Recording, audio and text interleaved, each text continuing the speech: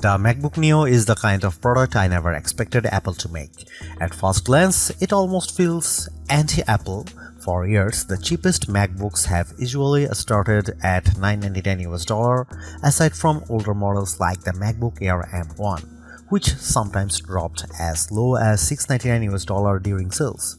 But the MacBook Neo starts at just $599 for education users. That is a massive $500 less than the new MacBook Air M5. A price hike that should raise a lot of concerns, and honestly it does. But after spending time testing the MacBook Neo, I can say this clearly, it is the most complete laptop I have ever used under $600. It also beats every Windows laptop in its class, and it outclasses most Chromebooks too. For $599 you get a strong aluminum body, a bright and colorful 500 nit display, and a surprisingly fast A18 Pro chip that handles everyday tasks with ease. Web browsing, video playback, casual gaming, and day-to-day productivity all feel smooth. On top of that, the side speakers are far better than you would expect at this price. So what did Apple have to cut to make this happen? Where does the MacBook Neo stand in larger laptop market? And is it actually the right choice for you? Here is my full MacBook Neo review with the real pros and cons laid out clearly. The A18 Pro chip is one of the biggest reasons the MacBook Neo exists, and it is also one of the most interesting parts of the machine.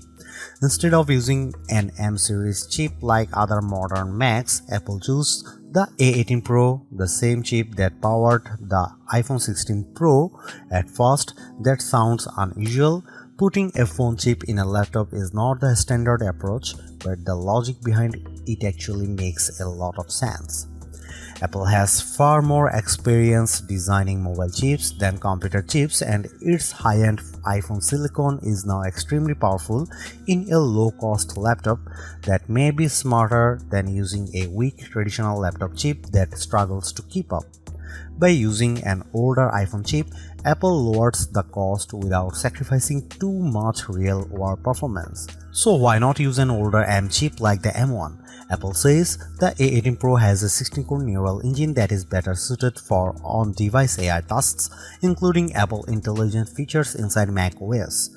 The M1 is not as capable in that area, and the A18 also benefits from faster memory that makes this choice look a lot more strategic than strange.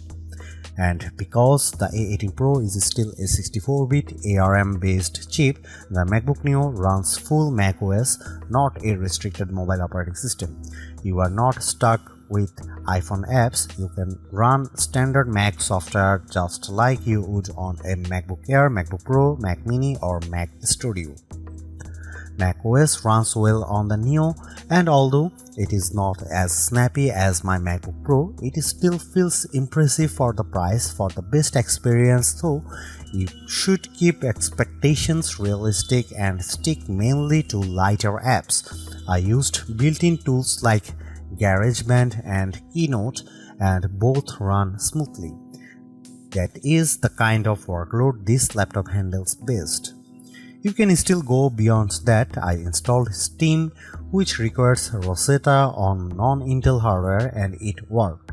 That shows how open the MacBook Neo is compared with Chromebooks, which are still far more limited in the apps they can run. Some budget Windows laptops also ship with Windows 11 in S mode, which is basically a locked down version of Windows that awkward app restrictions.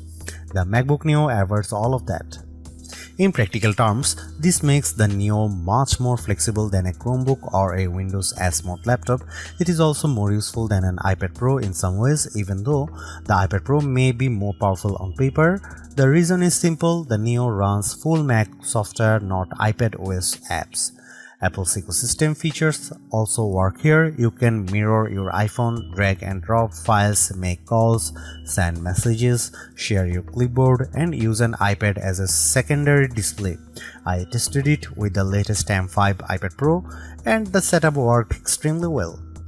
That is important because it means the MacBook Neo does not feel like a second-class Mac. You still get the same broad Apple experience as you do on more expensive models, and that is a huge win for a lower cost device.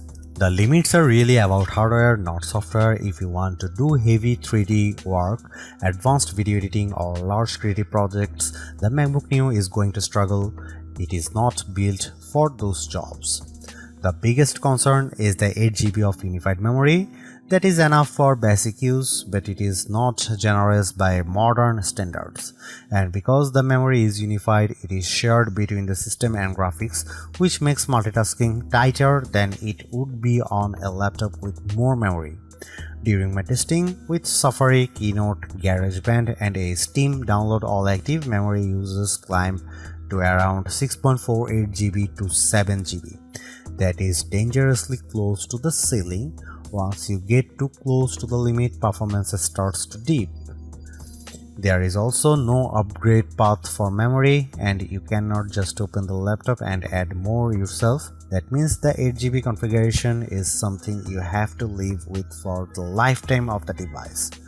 For most students or casual users, that may be fine as long as they keep their workload light. But anyone who likes to jump between many apps or run heavier software should look at the MacBook Air M5 instead, which starts with 16GB of unified memory. Gaming is possible too, but again expectations matter. I got Cyberpunk 2077 running at a playable 30fps using the For This Mac preset. It was not a generous experience because most settings were pushed very low and advanced effects were disabled, but the fact that a $599 fanless laptop can run a game like that at all is impressive. You can also play iPhone and iPad games, which are much better suited to this hardware. Overall, the MacBook Neo performs very well for the price. It is excellent for everyday tasks, surprisingly capable with many Mac apps, and flexible enough to general use. But it is not a productivity powerhouse, and it should not be treated like one. One more advantage deserves mention: the MacBook Neo is fanless. That means it stays quiet in use, which is a major benefit over many budget Windows laptops that get noisy as soon as the system starts working harder. The MacBook Neo is the best budget laptop you can buy right now. It is true that Neo sits at the upper end of what many people would call budget, but the gap in quality between this and most Windows laptops or Chromebooks at the same price is huge. The design is premium, the display is excellent, the speakers are surprisingly strong, and the performance is more than good enough for day-to-day work. What impresses me most is that Apple did not cripple macOS just to hit a lower price. You still get the full Mac experience along with support for the broader Apple ecosystem. That makes the Neo feel like a real MacBook, not a watered-down version. Yes, there are compromises. The USB-C setup is awkward, the keyboard has no backlight, and the 8GB memory limit is restrictive, but those issues are understandable in a laptop this affordable, even if they are still disappointing. At the end of the day, Apple has made a budget MacBook that actually feels worth buying. It is not the cheapest option on the market, but it is one of the smartest.